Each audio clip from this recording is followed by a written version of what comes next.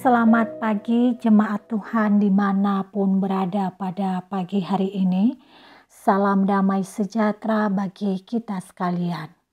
Firman Tuhan kembali digemakan di antara kita pada pagi hari ini dan dasar perenungan kita terambil dari kitab Yunus pasal 1 ayat 1 sampai ayatnya yang ketiga.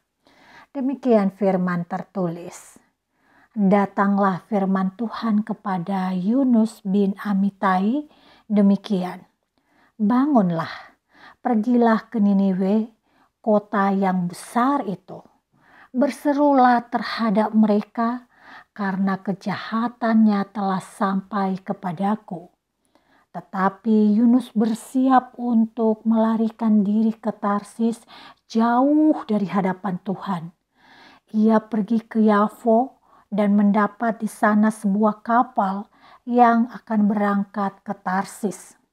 Ia membayar biaya perjalanannya lalu naik kapal itu untuk berlayar bersama-sama dengan mereka ke Tarsis jauh dari hadapan Tuhan. Saudaraku yang terkasih, suatu ketika rekan saya pengikut Kristus bercerita kepada saya mengenai perjalanan hidupnya bersama Tuhan. Pada suatu saat setelah beberapa lama bekerja sebagai pengabar Injil, ia kehilangan semangat untuk melayani Allah. Walaupun ia tetap memenuhi tanggung jawab pelayanannya, ia berusaha untuk lari dari hadapan Allah. Maka ia mencari banyak aktivitas lain yang tidak tersangkut paut dengan pekabaran Injil. Ia memilih untuk membaca banyak bacaan agar kegiatan pengabaran Injil tidak menjadi fokus dan utama dalam kegiatannya.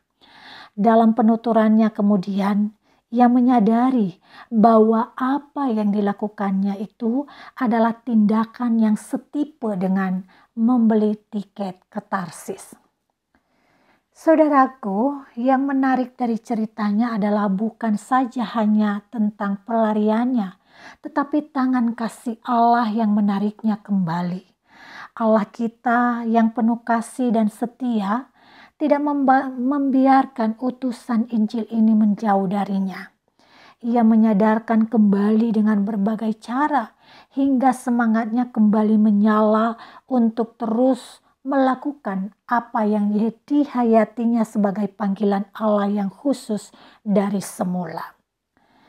Saudara, Allah melakukan hal yang sama kepada Yunus sebagaimana firman Tuhan yang kita bacakan pada pagi hari ini. Allah menarik perhatiannya dan membawanya kembali kepadanya. Yunus memang telah merencanakan untuk menjauh dari Tuhan. Ia tidak mau melayani orang Niniwe sebagaimana dikehendaki oleh Allah. Niniwe dalam pandangannya adalah bangsa yang jahat, yang sering berbuat jahat terhadap bangsanya.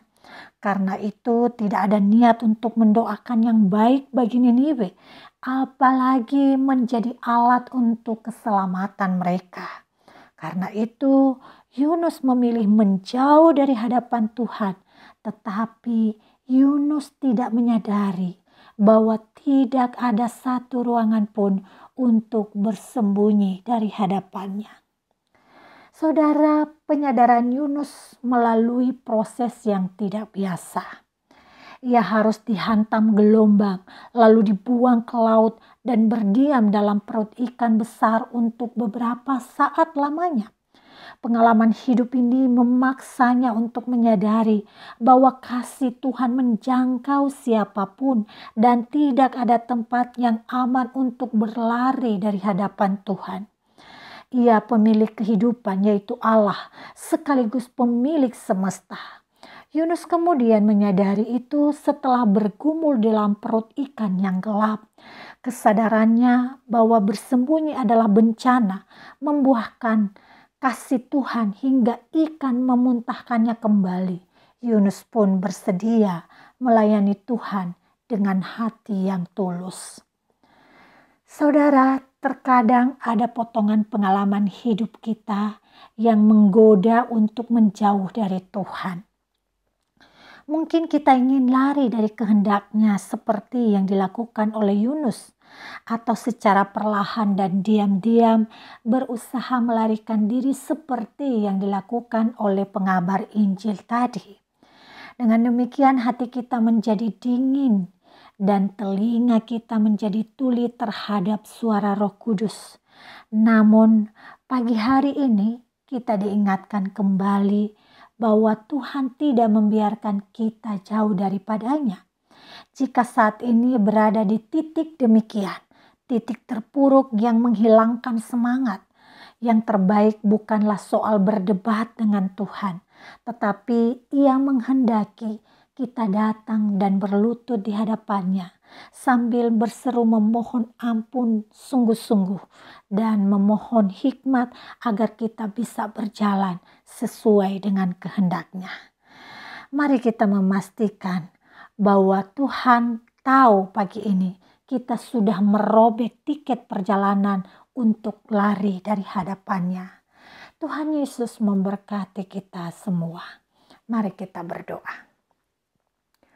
Bapa yang baik, kami datang di hadapan-Mu dengan sungguh bersyukur atas segala kebaikan Kamu yang telah nyata dalam kehidupan kami. Kami bersyukur untuk pagi hari yang indah. Kami bersyukur untuk kehidupan yang tetap menyala walaupun berhadapan dengan berbagai pengalaman yang sulit. Jika saat ini kami berada di tengah-tengah situasi yang seolah menenggelamkan kami dalam keterpurukan, kami hanya memohon anugerah Tuhan. Jangan kami meresponi segala pengalaman sulit dengan berusaha lari daripada Engkau, karena itu justru membawa kami lebih terpuruk lagi. Tuhan tolong kami. Kami membuka tangan kami dengan lebar untuk mendapat anugerah kasih dari Tuhan. Sehingga kami dikuatkan dan dituntun kembali untuk datang meraih kekuatan kepada Tuhan. Terima kasih Bapa. Kami menyerahkan hidup kami ke dalam tangan-Mu dengan sungguh. Amin.